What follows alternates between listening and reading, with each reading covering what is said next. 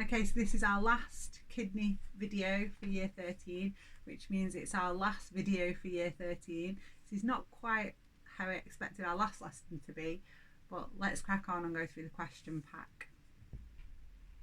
Okay, so we're up to question 4 in the question pack. So it's a little bit like our diagram that we had last lesson. So we've got an increase in water potential of the plasma away from the set point, the normal. So that's detected by receptors in the hypothalamus. So we've got to think about how we would bring that blood plasma back to normal again. So if we've too much water, then what we want to do is to not reabsorb very much water, so we lose more water in the urine. So we should decrease the secretion of ADH, decrease the permeability. So there's less water being reabsorbed, and that would mean more water lost in the urine and return the blood water the water potential of the plasma to normal. Or if we think about it the other way, say if we're exercising or we've not drank for a long time and the water potential of the blood decreases, then that will be detected by receptors in the hypothalamus, and that will cause the opposite to happen. You get more ADH released, binding to more receptors on the surface of the collecting duct membrane, causing more aquaporins to be placed in the membrane, increasing permeability, and so more water moves back into the blood from the filtrate, and you've got an increased water reabsorption. Okay, so the next part says give evidence from the flowchart which shows that the control of plasma water potential involves negative feedback. So you've somehow got to get your negative feedback definition in. Okay, so I'm going to show you a good answer here. Because a change in the water potential brings about the response which returns the water potential to normal. So there is our sort of definition embedded in there. So there's been a change and the response returns to the norm or the set point, i.e. because we've got to use this flowchart as the instruction says give evidence. So detection of an increased water potential results in a increased water potential results in a decreased, I'm just showing you a wrong answer, a decreased ADH secretion, which causes a reduction, reabsorption, and so a return to normal. Let's just check that answer, see if it is. So we got an increase in water potential results in a decrease in ADH, so that it's less binding to the collecting duct membrane, not very permeable, so we've got a decrease in reabsorption of water and a return to the normal water potential. So no, it's the correct answer. Make sure I send it to you like that. Okay, next question. Flowchart summarises some of the events involved in the control of water potential of the blood plasma. Describe the role of the loop of Henle in the reabsorption of water from the collecting ducts. Now I've highlighted that to you. Now that's because the loop of Henle, of course, is about reabsorption of water because of ions moving into the medulla. And that's what causes that water potential gradient to be there for the collecting duct. So often people would answer this, wouldn't be quite sure what to write about. So you would write about what's happening in the loop of Henle. So sodium and chloride ions are actively transported at the top of the ascending loop of the limb of the loop of Henle and move out by diffusion at the bottom into the medulla. That movement of ions by the active transport at the top and the diffusion at the bottom of the ascending limb lowers the water potential in the medulla. That's really important. That's what creates the water potential gradient that drives reabsorption from the collecting duct. Remember, the ascending limb is impermeable to water, so water can't leave out of the ascending. The descending is permeable, so water does leave from the descending limb by osmosis along the whole length due to the countercurrent of the filtrate in the limbs. So in there, in answering, describe the role of the loop of Henle in the reabsorption of water from the collecting duct. It's this first bit here that I really need for my mark points, because I'm saying why the medulla has a lower water potential. So the second part of my answer here, where there's credit, is the collecting duct runs down the medulla parallel to the loop of Henle. So the idea that they're alongside each other. The ion movement out of the loop means that there's always a water potential gradient in the medulla compared to the filtrate. So there's always a water potential gradient set up between the filtrate and the medulla. So water moves out by osmosis when the collecting duct wall is permeable. So it's kind of combining this section and this section at the beginning. So talk about the ions moving out, lowering the water potential in the medulla, and that is what creates the water potential gradient for water to move out of the filtrate of the collecting duct by osmosis when the collecting duct wall is permeable. Okay, moving on to question 5. So question 5 is the control of water balance in the body. What's meant by negative feedback? So where a change triggers a response, which reduces the effect of the change of returning the conditions to normal. So that's the general sort of definition. What's the effect of that? So you always have to have where a change triggers a response. So the idea of change away from the normal triggers a response, which returns to the normal condition. So that response reduces the effect of the change returning to the normal conditions. Water is removed from the body via the kidneys. Give 2 other ways water is removed from the body: sweating and breathing. So that's from your GCSE.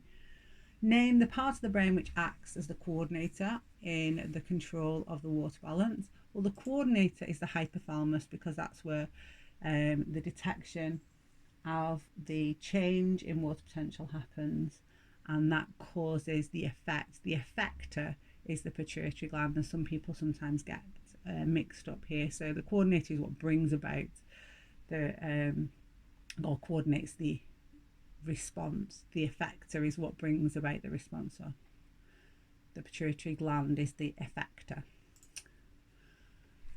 Okay, in part B then, figure 1 shows cells lining the collecting duct in the human kidney. ADH molecules bind to receptor proteins, and this triggers the vesicles containing aquaporins to bind to the plasma membrane next to the lumen.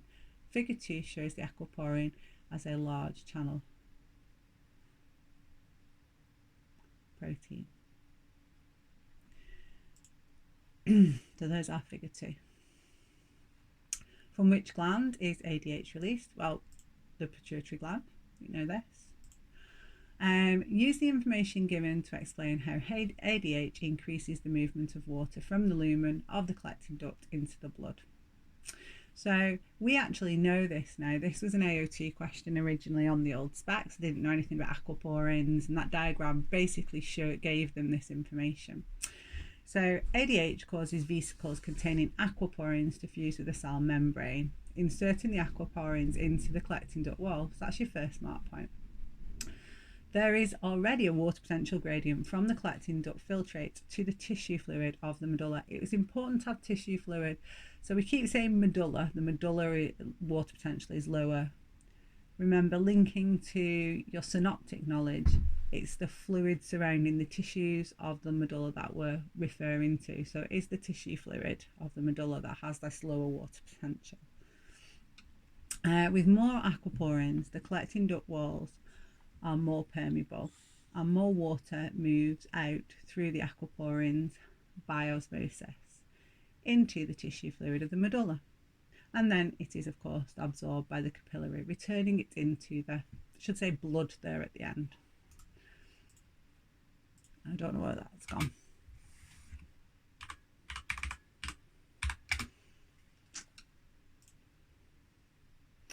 Okay. So the next part of the question C is synoptic.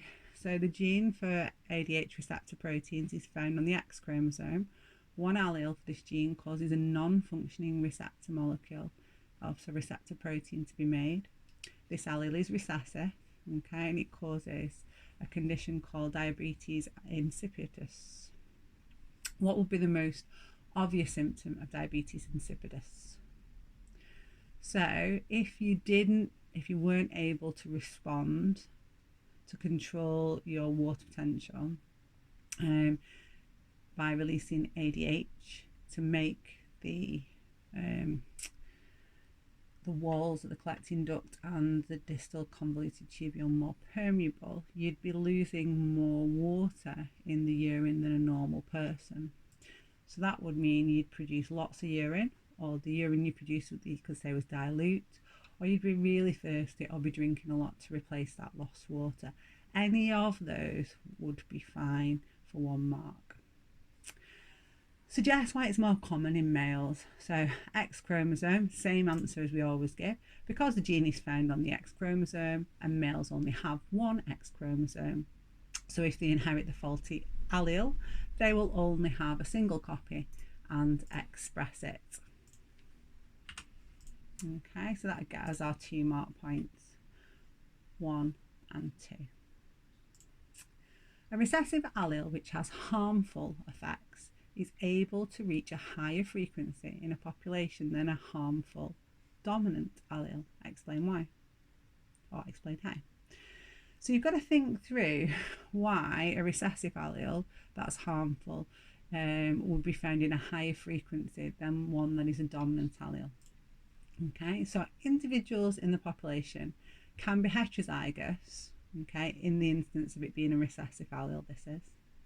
And so they can carry the recessive allele without showing effects. So it can be a harmful recessive allele and they can have 1 copy but show no effects.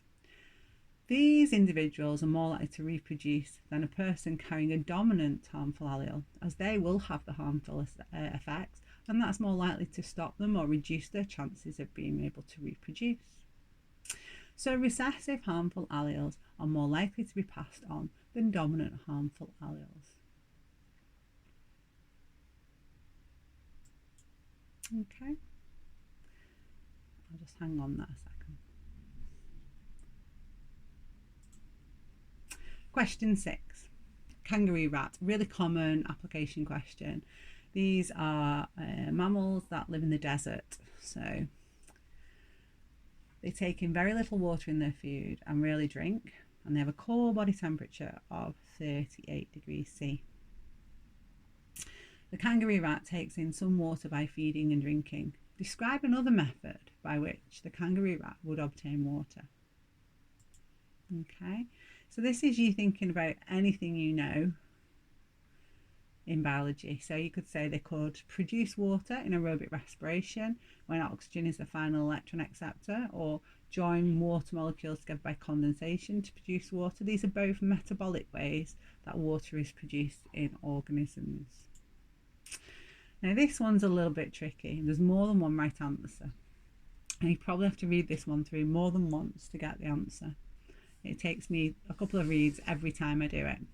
So at an environmental temperature of 28 degrees C and 100% saturation of it external with water vapour, the temperature inside a kangaroo's rat's nasal passages was 31 degrees.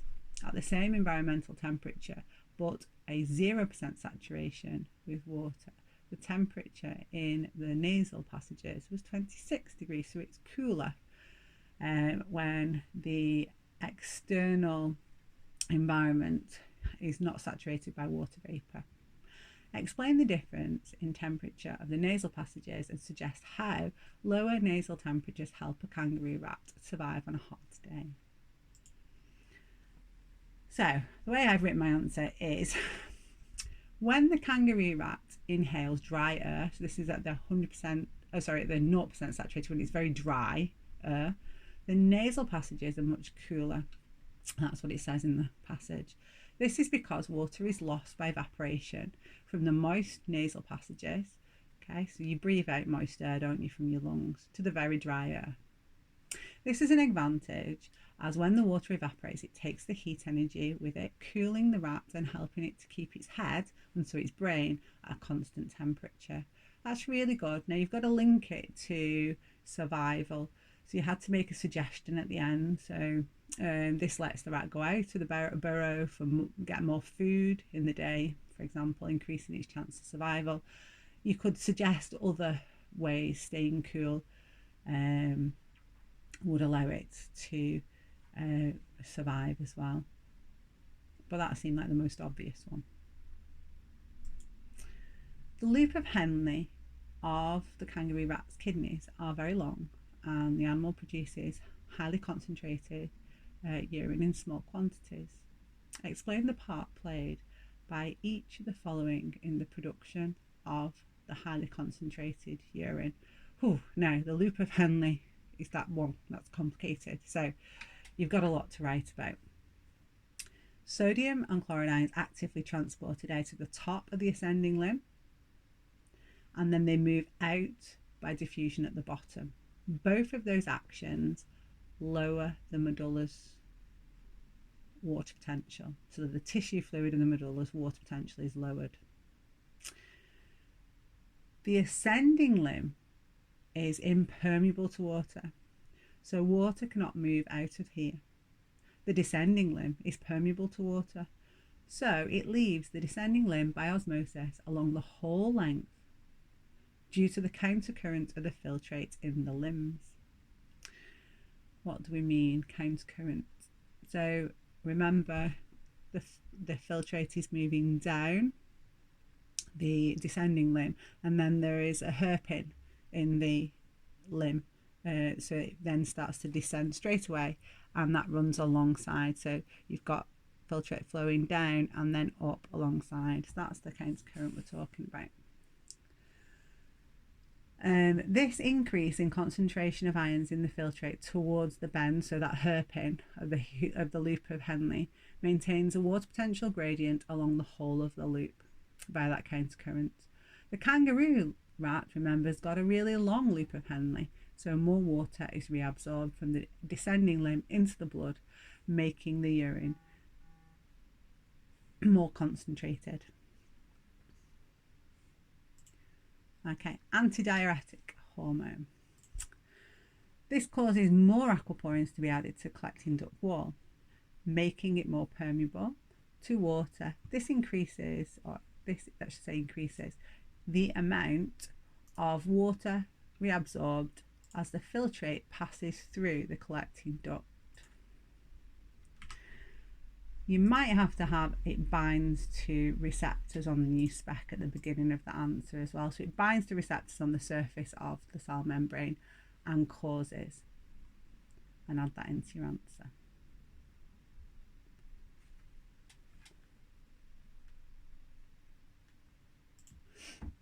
Question 7. Now, I did say that they could ask you to apply your knowledge of how receptors work, and this is the question. I think it's a really clever question.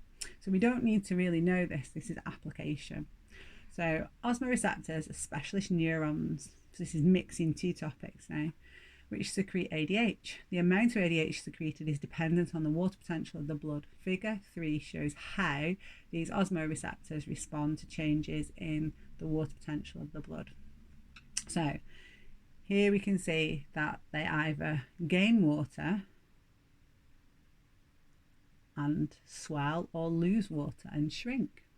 If they lose water, they produce more ADH. If they gain water, they secrete less. So let's think about why they would gain water. They would gain water if the water potential was higher outside the cell than inside the cell. So that would be when they've got a really high water potential in the blood, resulting in less ADH secretion.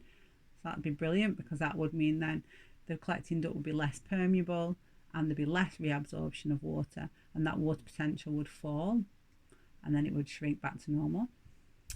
If you were dehydrated, then the water potential outside of the cell would be lower than inside the cell. Water moves out, the cell body shrinks, and it results in ADH secretion increasing. Where in the body does the ADH get released? Pituitary gland again.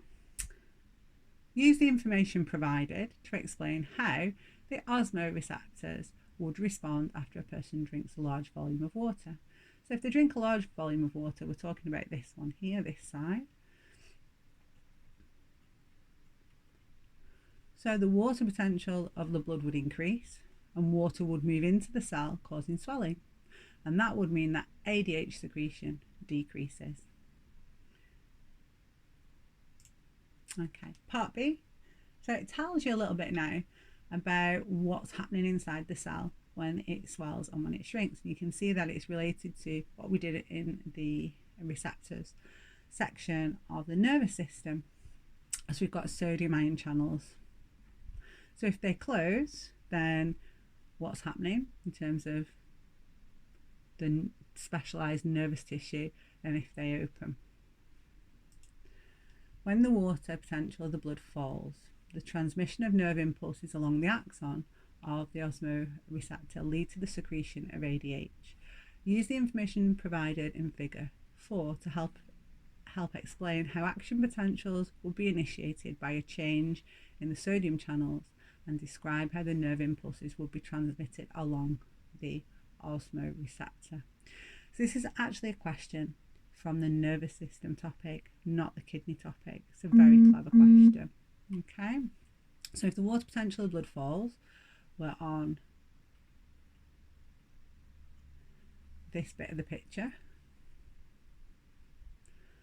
and from the table, or not table, the flow chart, we know sodium channel ions open.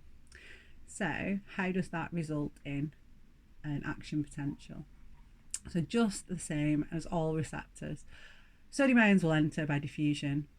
Okay, you can get an extra mark point here for doing a bit of positive feedback. So as some sodium enter, it causes more sodium gated channels to open and more sodium to move in, but you don't have to have that. This causes depolarization, okay, and that would mean that we would describe the cascade of action potential. So if you look at 6 in the mark scheme, what they're looking for there is a reference now to sodium entering, depolarization, then repolarization, and that causing the next bit of the membrane to depolarize, and the spread of those action potentials along the whole of the neuron. Okay, calculation now. So the total amount of fluid filtered in the kidneys is normally 130 centimetres cubed per minute when water intake is high. Up to 15% of this filtrate can be secreted as urine. Calculate the maximum volume of urine that could be excreted in 1 hour. Okay, so that would be per minute times how many minutes in an hour. Okay, and then calculate that as what would be 15% of it.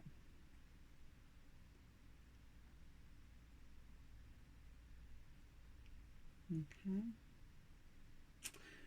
Right, so part D, diabetes insipidus is a disease in which there is a decrease in the amount of ADH secreted from osmoreceptors.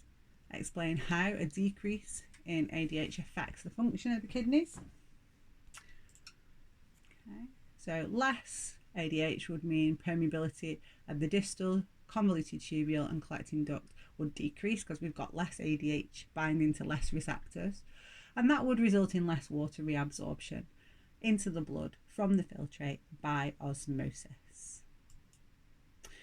2 symptoms, again, same symptoms, increased thirst, increased urination. You can have increased volume of urine as well.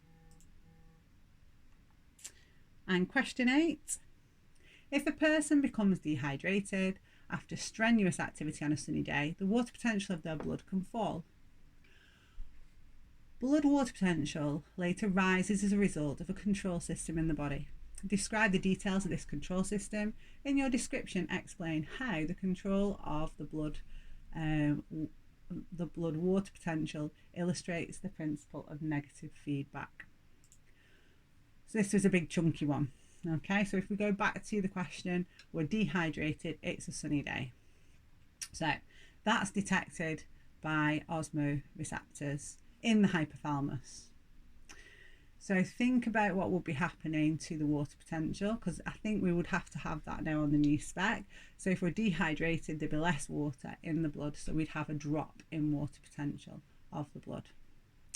That means that we get more ADH released, more would bind to receptors on the surface of the collecting duct and distal convoluted tubule cell membranes, increasing the permeability of both of those parts of the nephron, causing more water to be reabsorbed, which would then raise the water potential of the blood back towards normal.